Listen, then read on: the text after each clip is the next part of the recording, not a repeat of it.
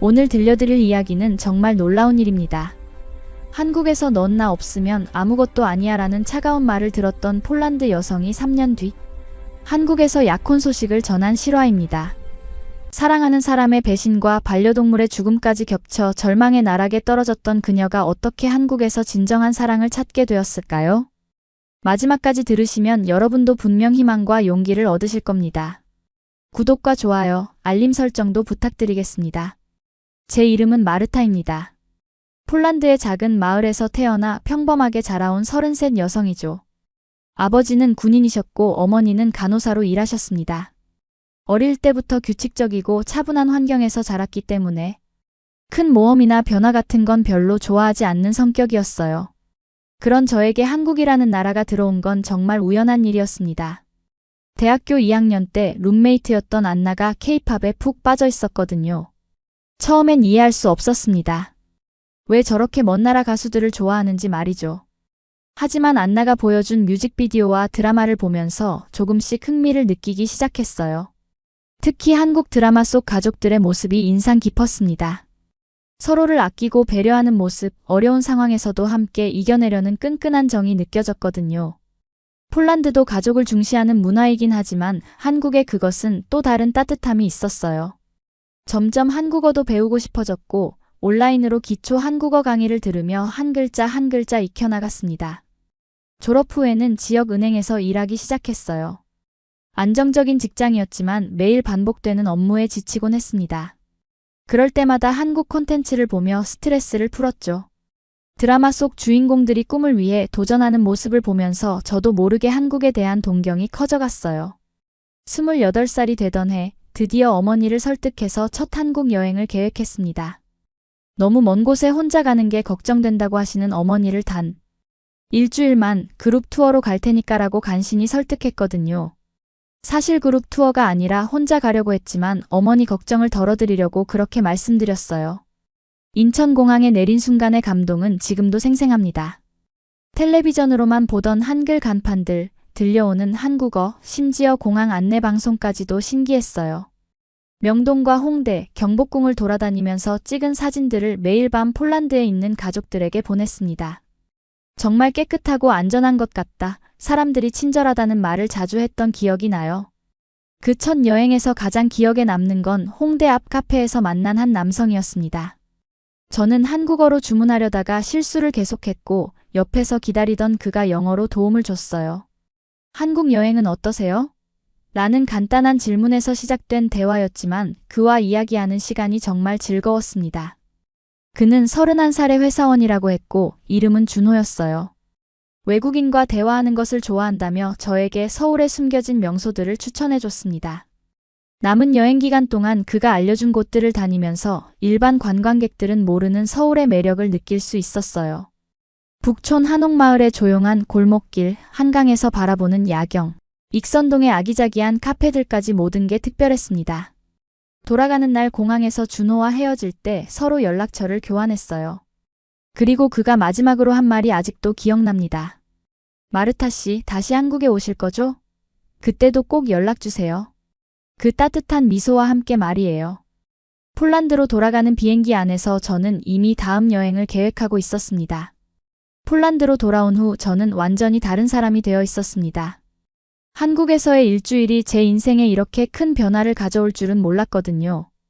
은행에서 일하는 동안에도 머릿속은 온통 한국 생각뿐이었어요. 점심시간이면 준호와 메신저로 대화를 나누고 퇴근 후에는 한국어 공부에 더욱 매진했습니다. 준호는 정말 성실한 사람이었어요. 매일은 아니어도 거의 이틀에 한 번씩은 안부를 물어봤고 제가 한국어로 메시지를 보내면 틀린 부분을 친절하게 고쳐주기도 했습니다. 오늘 날씨가 어때요? 라고 물어보면 오늘 날씨가 어떠세요? 가 더 자연스럽다고 알려주는 시기였죠. 몇 달이 지나면서 저희는 화상통화도 하기 시작했습니다. 시차 때문에 저는 아침에, 그는 오후에 통화를 했는데 서로의 일상을 공유하는 게 정말 즐거웠어요. 그가 점심으로 먹은 김치찌개를 보여주면 저는 폴란드 전통 음식인 피에로기를 보여주곤 했습니다. 문화가 다르지만 음식에 대한 애정만큼은 비슷했거든요. 준호는 저에게 한국의 사계절에 대해 자주 이야기해줬어요. 봄의 벚꽃, 여름의 한강치킨, 가을의 단풍, 겨울의 눈까지 모든 계절이 특별하다고 했습니다. 내년 봄에 오시면 벚꽃 구경 같이 해요라는 말에 저는 벌써부터 설레기 시작했어요. 그해 겨울 내내 저축을 하면서 두 번째 한국 여행을 계획했습니다. 이번에는 좀 더 긴 휴가를 내서 2주 동안 머물 예정이었어요. 어머니는 여전히 걱정하셨지만 한국 친구가 있으니까 안전할 거야 라는 제 말에 조금은 안심하시는 것 같았습니다. 아버지는 딸이 세상을 보는 것도 좋다며 오히려 응원해 주셨고요. 두 번째 한국 방문은 정말 특별했습니다. 준호가 공항까지 마중 나와줬거든요. 1년 만에 다시 만난 그의 모습이 더욱 반가웠어요. 첫 번째 여행 때는 관광객이었다면 이번에는 현지 친구가 있는 여행자였죠. 준호는 관광지가 아닌 진짜 서울 사람들의 일상을 보여줬습니다. 동네 시장에서 아주머니들과 이야기하고 동네 분식점에서 떡볶이를 먹고 한강공원에서 치킨과 맥주를 마시면서 평범한 한국인들의 삶을 경험했어요. 그런 소소한 일상들이 오히려 더 특별하게 느껴졌습니다. 폴란드에서는 경험할 수 없는 독특한 매력들이었거든요. 준호와 함께 보낸 시간들은 정말 소중했어요. 그는 한국의 역사와 문화에 대해서도 많이 알려줬습니다. 창덕궁에서 조선시대 이야기를 듣고 전쟁기념관에서 한국의 아픈 역사를 배우고 인사동에서 전통 문화를 체험하면서 한국에 대한 이해가 더욱 깊어졌어요. 무엇보다 준호의 가족들을 만난 것이 가장 기억에 남습니다. 어머님께서 직접 요리해 주신 한정식을 먹으면서 마르타가 우리 준호를 많이 도와줘서 고마워요 라고 하시는데 정말 감동이었어요. 아버님도 폴란드는 어떤 나라인지 궁금했는데 이렇게 만날 수 있어서 좋네요 라며 저를 진심으로 환영해 주셨습니다. 그 2주는 정말 꿈 같은 시간이었어요. 매일매일이 새로운 발견의 연속이었고 준호와 함께 있으면 모든 게 특별해 보였습니다. 하지만 시간은 너무 빨리 지나갔고 어느새 돌아갈 날이 다가왔어요. 공항에서 헤어질 때 우리 둘 다 많이 아쉬워했습니다. 그리고 그때 준호가 저에게 이런 말을 했어요. 마르타, 우리 좀 더 진지하게 만나볼까요? 그 말을 듣는 순간 제 심장이 정말 빠르게 뛰었습니다. 저도 모르게 그에게 특별한 감정을 가지고 있었거든요. 네, 저도 그렇게 생각해요 라고 대답했을 때 그의 환한 미소는 지금도 잊을 수 없어요. 그렇게 우리의 진짜 연애가 시작되었습니다. 폴란드로 돌아온 후 준호와의 원거리 연애가 본격적으로 시작되었습니다. 시차 6시간을 극복하며 매일 영상통화를 하고 서로에게 편지와 선물을 보내는 달콤한 시절이었어요. 그는 한국의 전통차와 과자를 보내줬고 저는 폴란드의 수제 초콜릿과 호박잼을 보내드렸습니다. 무엇보다 준호는 제 한국어 실력 향상에 많은 도움을 줬어요. 매일 새로운 표현을 하나씩 가르쳐주면서 마르타 한국어 실력이 정말 늘었다며 칭찬해줬거든요.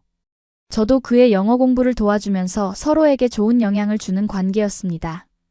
6개월 정도 원거리 연애를 하면서 우리는 정말 깊은 사이가 되었어요.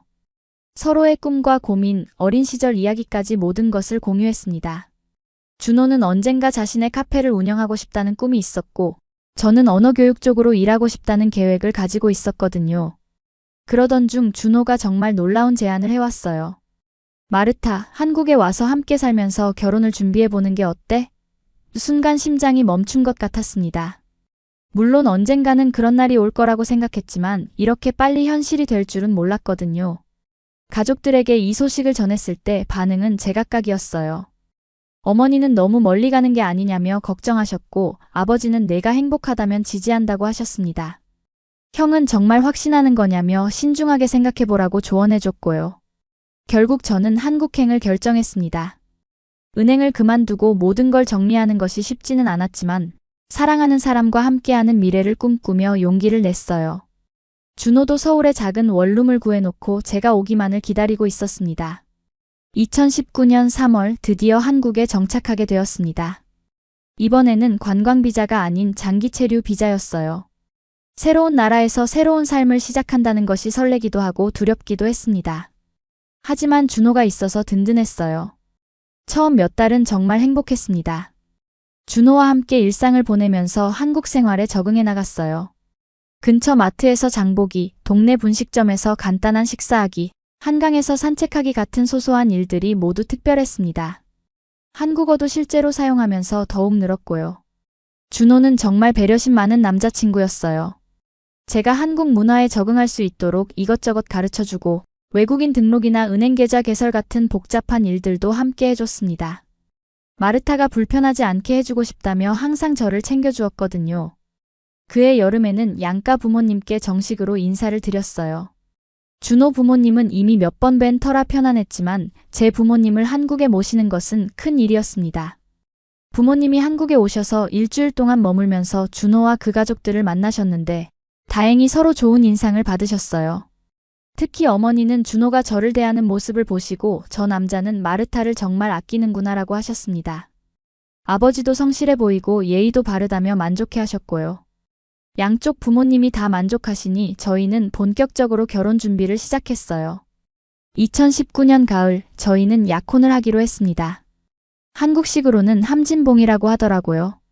준호 어머님이 직접 준비해 주신 약혼 예물을 받으면서 정말 한국 가족의 일원이 된 것 같았어요. 그때까지만 해도 저는 정말 행복했습니다. 하지만 그 무렵부터 뭔가 이상한 기운이 느껴지기 시작했어요. 준호가 예전보다 늦게 들어오는 날이 많아졌고 핸드폰을 자주 확인하면서 어딘가 신경 쓰이는 듯한 모습을 보였습니다. 회사 일이 바빠졌다고 하는데 왠지 석연치 않았어요. 처음에는 단순히 회사 일이 바빠진 거라고 생각했습니다.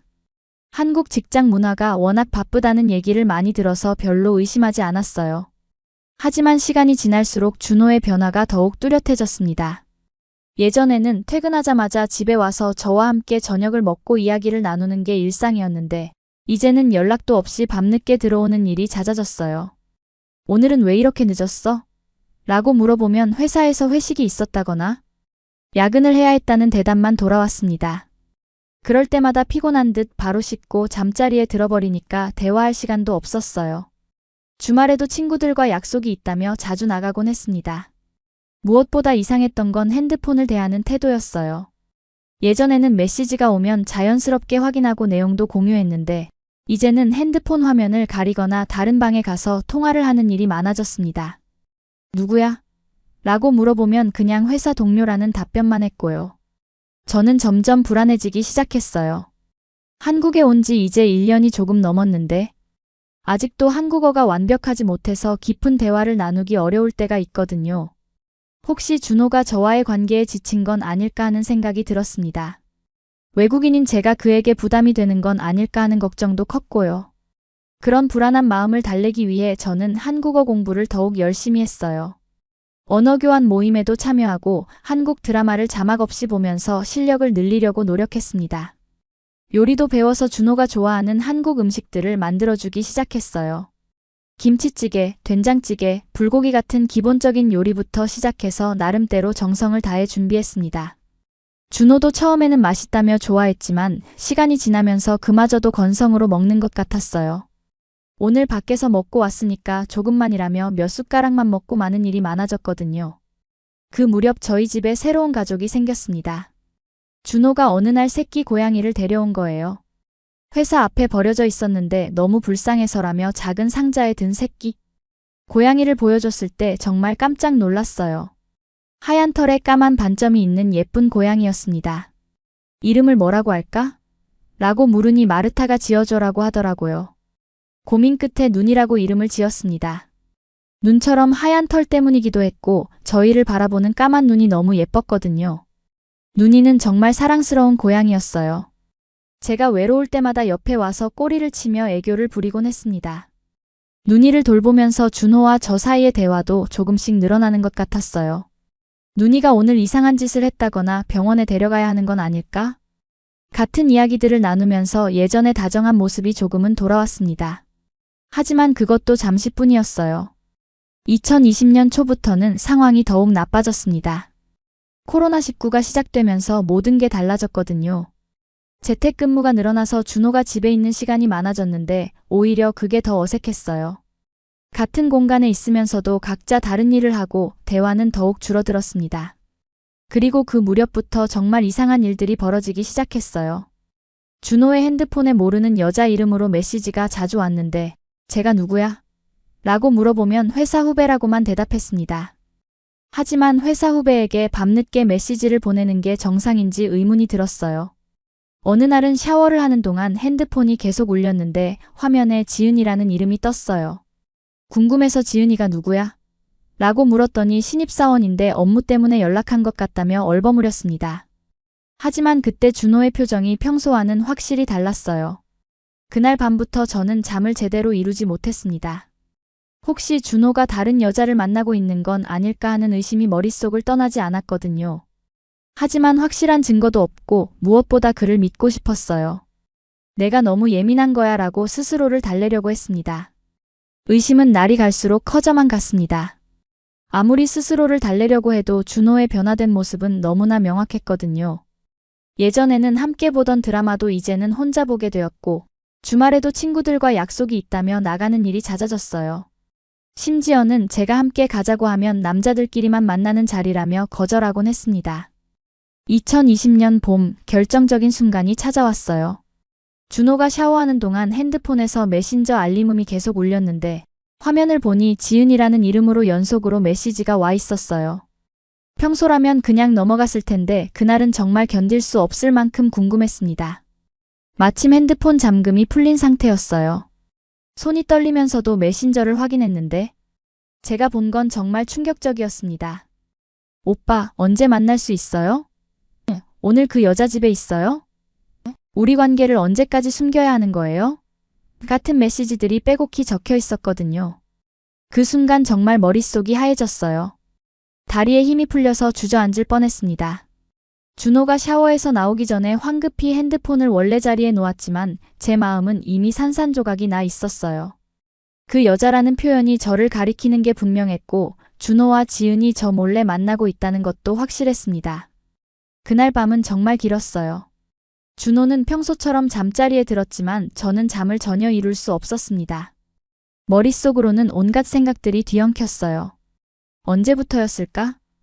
나는 뭘까? 이제 어떻게 해야 하지? 같은 질문들이 끝없이 반복됐습니다. 다음 날부터 저는 마치 연기를 하는 것처럼 평소와 다름없이 행동했어요. 준호에게 잘 잤어? 라고 물어보고 아침도 챙겨주고 오늘 회사에서 뭐 해?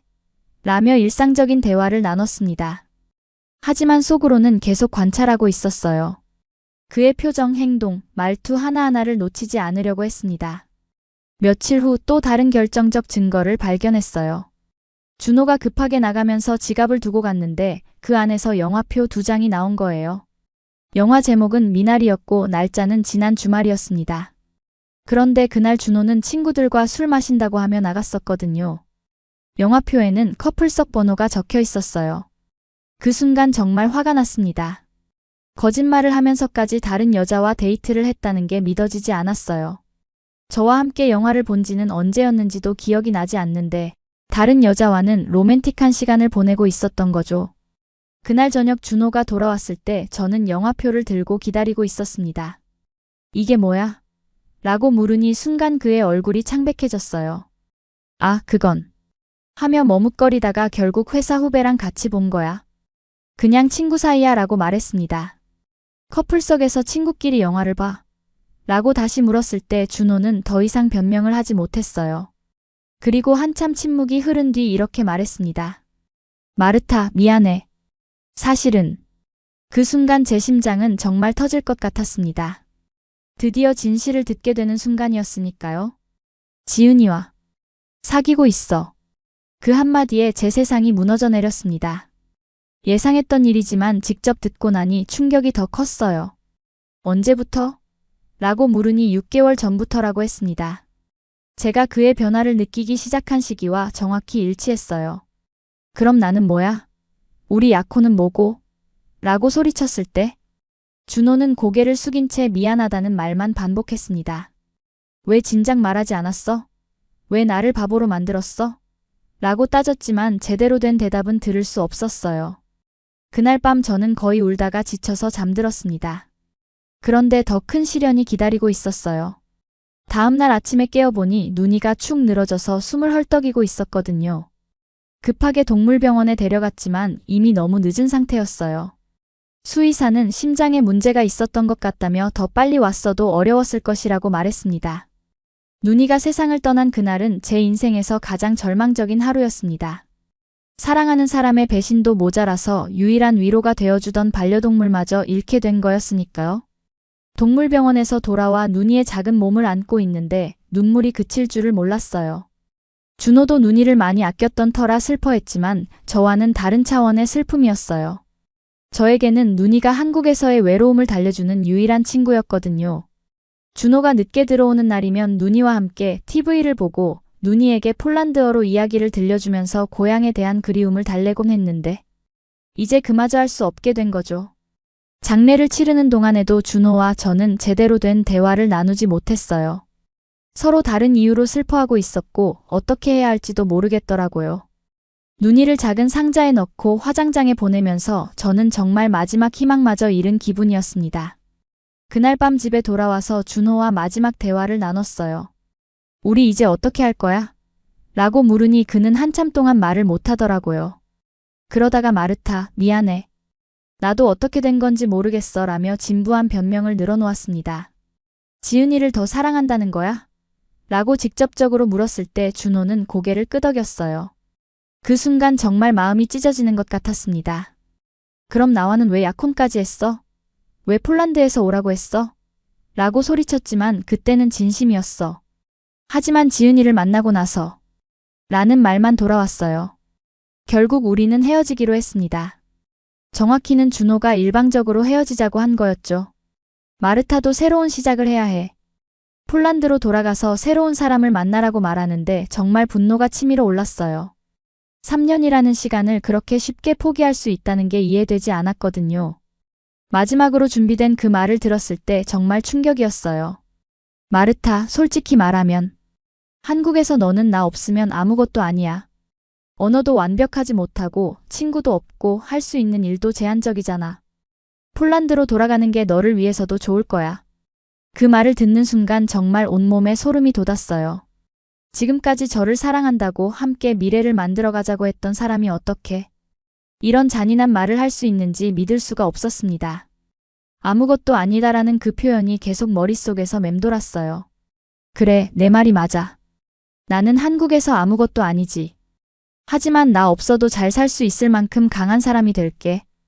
라고 대답했을 때 준호는 약간 당황하는 표정을 지었어요. 아마 제가 울면서 매달릴 거라고 생각했나 봅니다. 그 다음 주부터 저는 짐을 싸기 시작했어요. 3년 동안 모은 물건들을 정리하면서 그동안의 추억들이 하나씩 되살아났습니다. 처음 한국에 왔을 때의 설렘, 준호와 함께 찍은 사진들, 누니와 보낸 행복한 시간들까지 모든 게 이제는 아픈 기억이 되어버렸어요. 하지만 짐을 싸면서도 한 가지 확실해진 게 있었어요. 저는 폴란드로 돌아가지 않을 거라는 결심이었습니다. 준호가 나 없으면 아무것도 아니다라고 했지만 저는 그 말이 틀렸다는 걸 증명해 보이고 싶었거든요. 한국에서 제 힘으로 살아갈 수 있다는 걸 보여주고 싶었어요. 친구들에게 도움을 요청해서 작은 원룸을 구했습니다. 보증금도 별로 없었지만 다행히 월세가 저렴한 곳을 찾을 수 있었어요. 지하철역에서는 조금 멀었지만 혼자 살기에는 충분했습니다. 무엇보다 준호와의 기억이 담긴 곳에서 벗어날 수 있어서 다행이었어요. 이사하는 날 준호는 정말 혼자 살 수 있겠어? 아직 늦지 않았으니까 다시 생각해봐라고 말했지만 저는 단호하게 거절했습니다. 걱정하지 마. 나는 생각보다 강한 사람이야. 라고 대답하면서 마지막으로 그에게서 받았던 약혼 반지를 돌려줬어요. 혼자 살기 시작한 첫날 밤 저는 작은 원룸 바닥에 앉아서 많은 생각을 했습니다.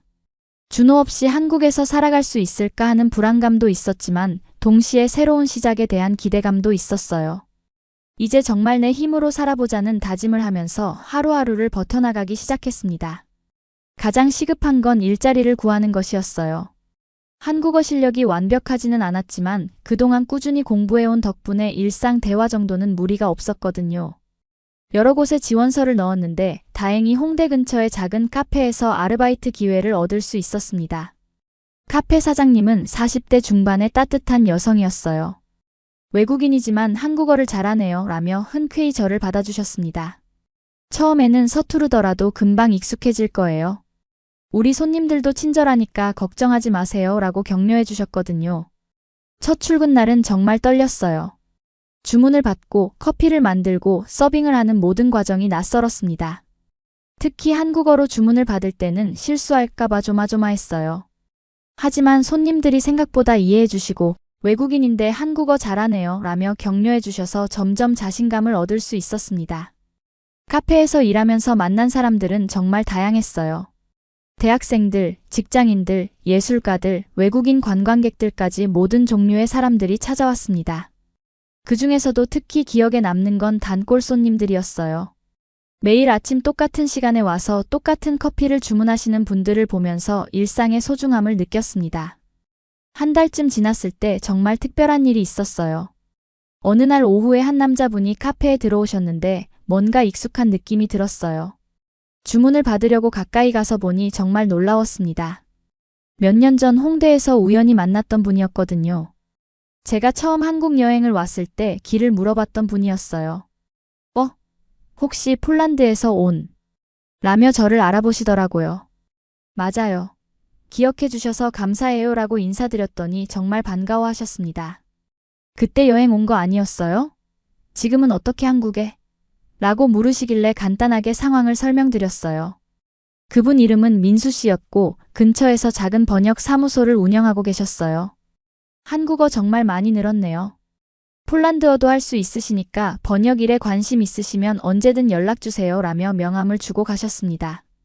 그 작은 인연이 제 인생을 또 한 번 바꾸게 될 줄은 그때는 몰랐어요. 카페에서 일하는 동안 저는 정말 많은 것들을 배웠습니다. 한국 사람들의 일상적인 대화, 서비스업에서의 예의, 그리고 무엇보다 혼자서도 충분히 살아갈 수 있다는 자신감을 얻었어요. 매일 아침 일어나서 카페에 가고 손님들을 맞이하고 저녁에 집에 돌아와 혼자만의 시간을 보내는 것이 생각보다 괜찮았습니다. 특히 기억에 남는 건 한 할머니 손님이었어요. 매주 화요일마다 오시는 분이었는데 항상 아메리카노 한 잔을 주문하시고 창가에 앉아서 책을 읽으셨습니다. 어느 날 외국에서 왔는데 혼자 사는 게 외롭지 않아? 라고 물어보셨어요. 처음에는 외로웠는데 지금은 괜찮아요. 여기서 만나는 분들이 모두 친절하세요 라고 대답드렸더니 그래, 혼자 있는 시간도 소중한 거야. 나도 남편 돌아가시고 나서 혼자 사는데 생각보다 괜찮더라고 라며 위로해 주셨어요. 그분과의 대화를 통해 저는 혼자라는 것이 외로움과 같지 않다는 걸 깨달았습니다.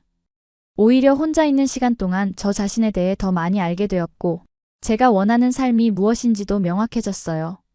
준호와 함께 있을 때는 항상 그의 눈치를 봤던 것 같은데 이제는 온전히 제 자신으로 살아갈 수 있었습니다. 카페에서 일한 지 3개월쯤 지났을 때 민수 씨가 다시 카페에 오셨어요. 그때 정말 놀라운 제안을 해주셨습니다. 마르타 씨, 저희 번역 사무소에서 폴란드어 번역가를 찾고 있는데 관심 있으세요? 파트타임으로 시작해서 실력이 늘면 정직원도 가능해요 라고 하시더라고요. 처음에는 제가 할 수 있을까 하는 걱정이 앞섰어요. 번역이라는 건 단순히 언어를 바꾸는 게 아니라 문화와 맥락까지 이해해야 하는 일이잖아요. 하지만 민수 씨는 천천히 배워가면 되니까 부담 갖지 마세요.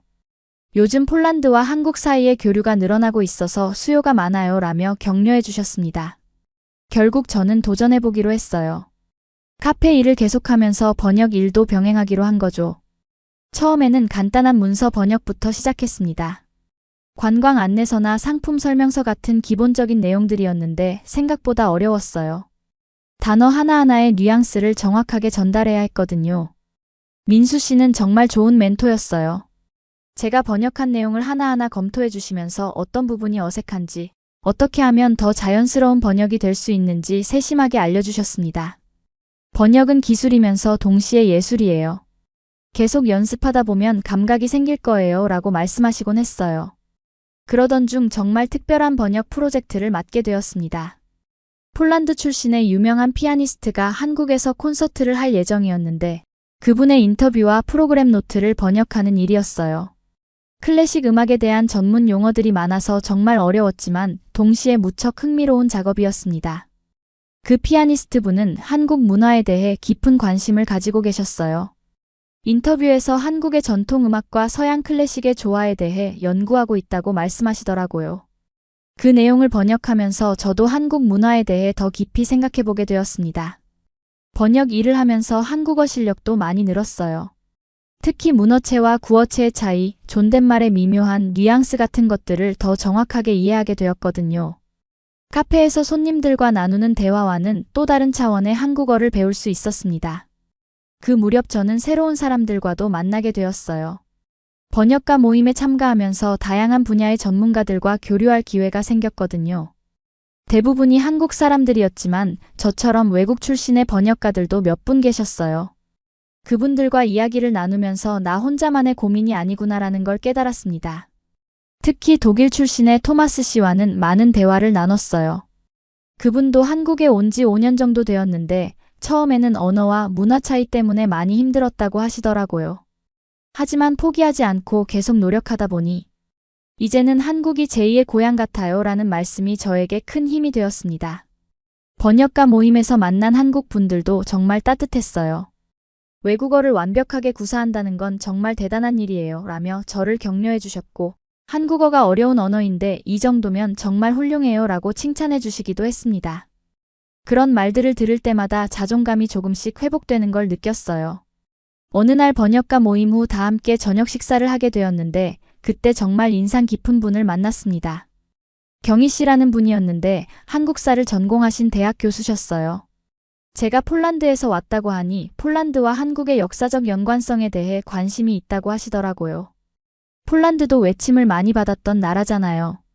한국과 비슷한 점이 많을 것 같은데 어떻게 생각하세요? 라고 물어보시길래 깊이 있는 대화를 나눌 수 있었습니다. 그분과 이야기를 하면서 저는 제가 두 나라의 문화를 연결하는 다리 역할을 할 수 있겠다는 생각이 들었어요. 번역 일에 점점 익숙해지면서 저는 새로운 도전을 시작했습니다. 경희 교수님의 제안으로 폴란드와 한국의 역사적 연관성에 대한 작은 연구 프로젝트에 참여하게 된 거예요. 마르타 씨의 언어 실력과 문화적 감수성이 이 프로젝트에 큰 도움이 될 것 같아요 라며 함께 해보자고 하셨습니다. 그 프로젝트를 통해 저는 정말 많은 것을 배웠어요. 폴란드와 한국이 20세기에 겪은 비슷한 역사적 경험들, 두 나라 국민들의 강인한 정신력, 그리고 어려움을 극복해온 과정들을 비교 연구하는 것이었거든요. 제 조국과 제2의 고향인 한국을 더 깊이 이해할 수 있는 기회였습니다. 연구를 하면서 한국 도서관을 자주 이용하게 되었는데 그곳에서 또 다른 인연을 만났어요. 도서관 사서로 일하시는 현우 씨였습니다. 처음에는 단순히 자료 찾기를 도와주시는 분 정도로만 생각했는데 몇 번 만나다 보니 정말 박식하고 친절한 분이라는 걸 알게 되었어요. 현우 씨는 35살의 조용한 성격의 남성이었습니다. 역사에 대한 관심이 많으시고 특히 동유럽 역사에 대해서도 해박한 지식을 가지고 계셨어요. 폴란드의 연대운동에 대해 연구하신다고 하셨죠?